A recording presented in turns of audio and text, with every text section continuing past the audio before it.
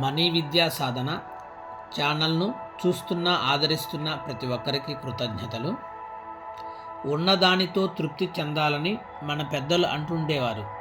దాని అర్థం ఉన్నదాన్ని గౌరవించు, తరువాత నీకు ఇంకా కావలసిన కోరికలుంటే వాటికి మార్గాలు నీకు కలిసి వస్తాయి అని అర్థం.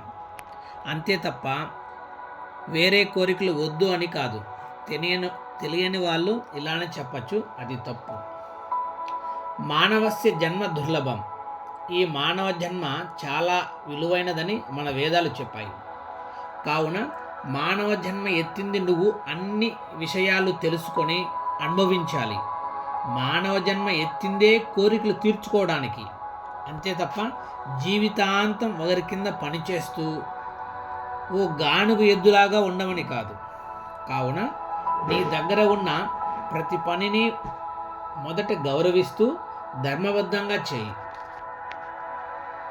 నాకు ఈ ఉద్యోగం నచ్చలేదు, ఈ పని నచ్చలేదు అనే విషయాలు ఏవి మనసులోకి రానియకండి. ఉన్న పనిని సక్రమంగా నువ్వు చేస్తూ పోతే ఆ పనే నిన్ను చాలా గొప్పవాణి చేయవచ్చు, లేకపోతే గొప్ప మార్గమైన చూపించవచ్చు. ఈ విషయంలో నేను కూడా ఒకరిని. నేను ఒక ప్రైవేటు సంస్థ నందు 20 సంవత్సరాలుగా పని చేస్తూ ఉన్నా. చివరికి అలాంటి సంస్థ పెట్టే విధంగా నాకు భగవంతుడు శక్తినిచ్చాడు. కావున అట్లే మీరు కోరుకున్న గొప్ప కోరిక కూడా తీరాలని మనస్ఫూర్తిగా కోరుకుంటూ ఆశిస్తూ శీఘ్రమేవ మనోసిద్ధి ప్రాప్తిరస్తు.